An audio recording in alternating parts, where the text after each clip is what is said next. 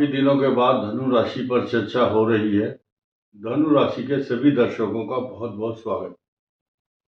आज इस बात की चर्चा होगी कि 15 मार्च तक जो सूर्य है और मंगल और सूर्य मंगल राहु, ये तीनों ग्रह एक साथ बैठ करके धनु के लिए क्या इफेक्ट दे रहे हैं और क्या देंगे।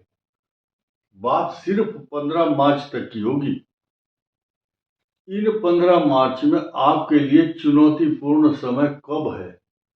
9, 10 और 11 को है। क्या चुनौती हो सकती है, इस पर चर्चा करेंगे। शुक्र का सुख प्राप्त होगा और शनि की पीड़ा भी देखने को मिलेगी। अधिक खर्च तथा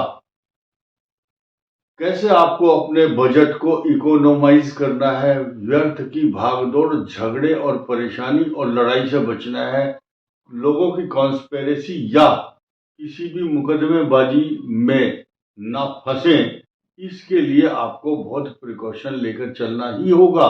लेकिन ये वीडियो 80%, 80% धनु लग्न पर भी उतना ही प्रभावी होगा जितना धनु राशि पर होगा।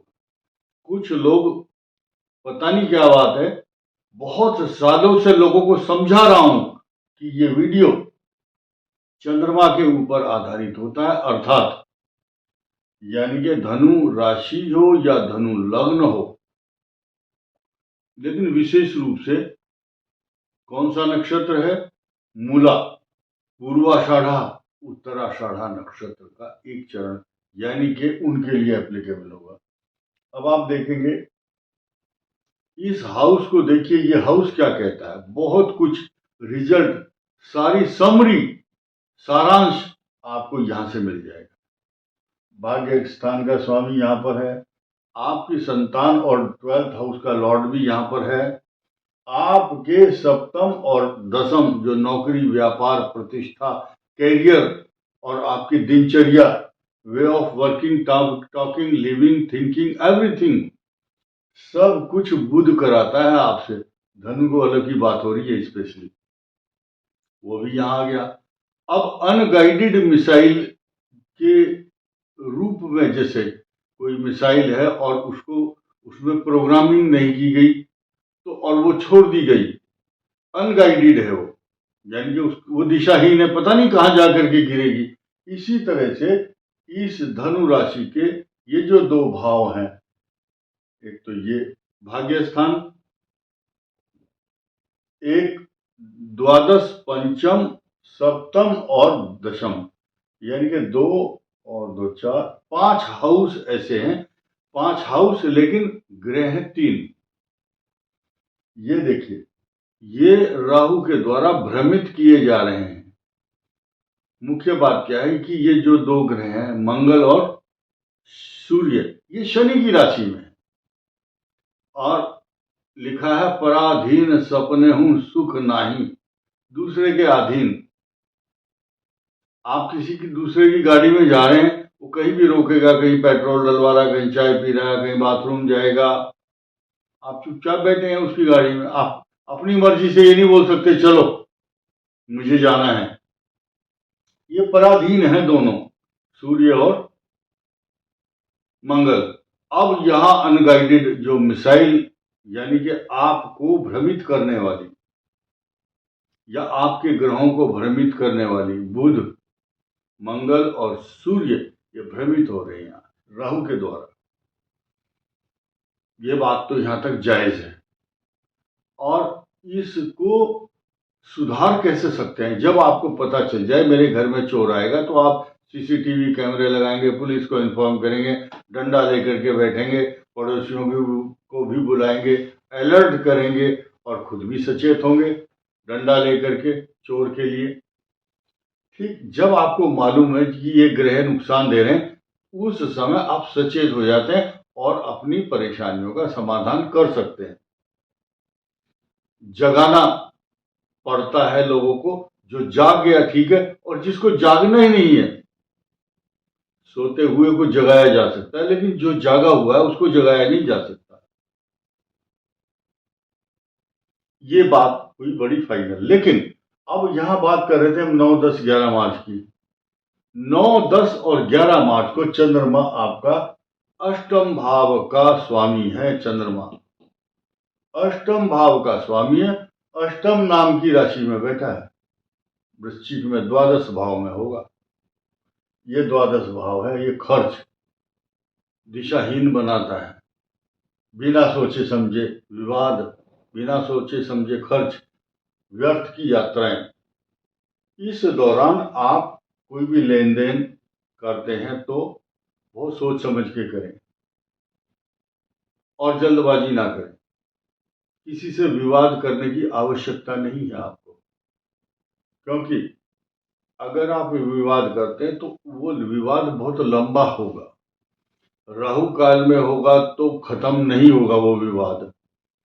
परत दर परत गड़े हुए मुर्दे पुराने विवाद उखड़ते हुए चले जाएंगे और विवाद बहुत लंबा होगा, चाहे जमीन का हो, चाहे गाड़ी का, चाहे षड्यंत्रकारी लोग इलेक्ट्रॉनिक्स डिवाइस के द्वारा आपका फोटो खींच रहे हैं या आपकी आवाज को रिकॉर्ड करके वायरल करना चाहते हैं कि या आपके ऊपर कोई फॉल्स एलिगेशन लगा करके षड्यंत्र करना। ये उन धनु राशि वालों के लिए जिनकी खराब दशा चल रही होगी। बहुत सारे धनु राशि वाले ऐसे भी हैं, उनके खराब ग्रह नहीं चल रहे हैं, उनको डरने की आवश्यकता नहीं है। वो तो बल्कि उल्टा क्या है, धनु राशि वाले जमीन खरीद रहे हैं, वो डबल बेड खरीद रहे हैं, सुख के साधन, घर में एसी लगेगा उनके, नौकर चाकर, बढ़िया बढ़िया गाड़ियां तथा अच्छे प्रोजेक्ट जो पहले पाइपलाइन में थे, प्रोजेक्ट अधूरे, उनके पूरे हो रहे हैं, बहुत स्पीड से भाग रहे हैं वो लोग। अब यहां देखिए दो चीजें हैं। कुछ लोग अज्ञानी, जिन जो नेगेटिव माइंड के हैं, बुद्धि नहीं है बिल्कुल भी, वो बोलेंगे अभी तो इसको अच्छा बता दिया, इसको खराब बताया। डिपेंड करता है, आपने ध्यान से दोबारा फिर सुन लेना है वीडियो को। मैंने बताया जिनके ग्रह अच्छे चल रहे हैं, पॉजिटिव महादशा चल रही है, अंतर और प्रत्यंतर ठीक हो रहा है, तो उनके लिए पॉजिटिव होगा। अब इलाज क्या है इसका? इलाज ये है कि धनु राशि को सूर्य की उपासना करनी है, चंद्रमा का दान करना है। चंद्रमा का दान सोमवार को करना चाहिए और सूर्य की उपासना तो रोज करें आप। सूर्य सहस्त्र नाम स्तोत्र का पाठ करने से ये आदमी धनु राशि वाला किसी के काबू में नहीं आएगा और बहुत तरक्की का समय होगा, तरक्की करेगा। जो इसको फंसाएगा वो खुद फंस जाएगा।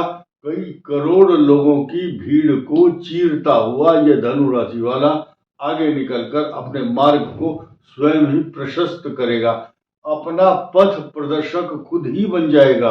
ये धनु राशि की विशेषता है, सूर्य की उपासना की विशेषता है, चंद्रमा का दान करने की विशेषता रहेगी। ये धनु राशि वाले कफ एवं कोल्ड, जब जब मौसम का परिवर्तन होगा तब तब इनको खांसी, जुकाम, नजला, न्यूमोनिया, और जब ये सोएंगे म्यूकस मेम्ब्रेन, इनकी नाक की जो हड्डी है या अंदर एक वो होती है म्यूकस मेम्ब्रेन, वो झिल्ली है, वो वाइब्रेट करती है तो खर्राटे लेते हैं। यही कारण है कि इनकी नाक से रिलेटेड समस्या बनी रहती है।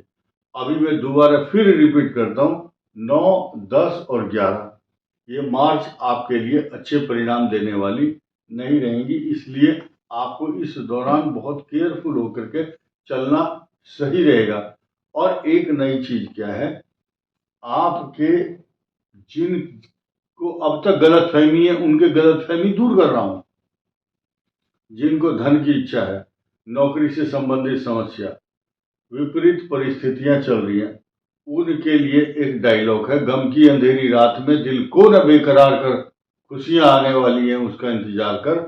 यानी कि शनि और शुक्र ये आपको बहुत बड़ी धनवान योग होने की खुशी देने वाले हैं। मालव्य योग बन रहा है, धनाढ्य योग भी बन रहा है। कुछ लोगों का जो सवाल है उसका जवाब ऑटोमेटिक मिलेगा। कैसे?